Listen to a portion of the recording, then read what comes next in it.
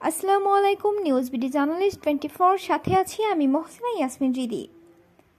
বৈষম্য নিপাত যাক, পল্লী বিদ্যুৎ সমিতি মুক্তি পাক স্লোগানকে সামনে নিয়ে যশোর পল্লী বিদ্যুৎ সমিতি 2 সদর দপ্তরের কর্মকর্তা কর্মচারীদের অনির্দিষ্টকালের কর্মবিরতি সমাবেশ চলছে।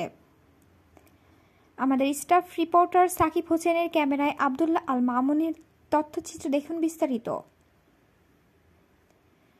মাননীয় প্রধানমন্ত্রী ও বিদ্যুৎ বিভাগের নির্দেশনা অমান্য করে পল্লী বিদ্যুতায়ন বোর্ড কর্তৃক পল্লী বিদ্যুৎ সমিতি সমূহে শোষণ, নির্যাতন, নিপীড়ন অব্যাহত রাখা, গুণগত মানহীন মালামাল ক্রয় করে গ্রাহক ভোগান্তি বৃদ্ধি করার প্রতিবাদে এবং স্মার্ট ও টেকসই বাংলাদেশ নির্মাণে বিআরইবি পিবিএস একাতীভূতকরণ মিটার রিডার কাম মেসেঞ্জার চুক্তিভিত্তিক হইতে মুক্তি চাই, নিয়মিতকরণ চাকরি সহ অভিন্ন চাকরি বিধান বাস্তবায়ন ও সকল চুক্তিভিত্তিক অনিয়মিত কর্মচারীদের চাকরি নিয়মিতকরণের দাবিতে কর্মবিরতি, বিদ্যুৎ ব্যবস্থা ও জরুরি গ্রাহক সেবা সচল রেখে দাবি আদায়ে না হওয়া পর্যন্ত চলতে থাকবে, এমনটাই দাবি চলছে কর্মবিরতি সমাবেশ।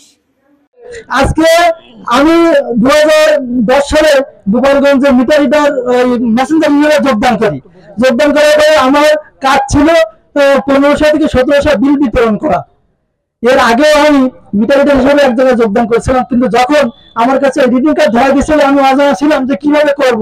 আমি 7 দিন থেকে আমাদের লাইনম্যান, আমাদের জুনিয়র ইঞ্জিনিয়ার, আমাদের এজিএম ওয়েন্ডেম কতটুকু নিজেকে আপডেট করার জন্য ট্রেনিং সুবিধা পাচ্ছে, আমাদের ইনডোর সিস্টেম আসছে, আসলে আমাদের কতটুকু ট্রেনিং দিয়েছে আমাদের লাইনম্যান গুলোকে, যে লাইনম্যান দিয়ে আমরা এই সাব স্টেশন গুলো চালাতে পারবো।